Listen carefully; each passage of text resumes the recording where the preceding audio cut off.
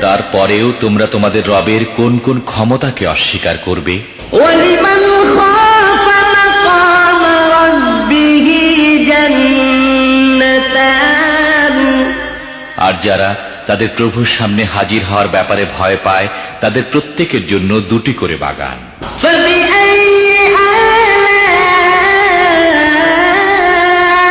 رَبِّكُمَا تُكَذِّبَانِ তোমাদের রবের কোন কোন দানকে তোমরা অস্বীকার করবে? ذَوَاتَا أَفْنَانٍ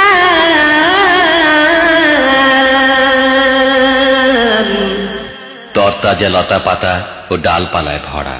فَبِأَيِّ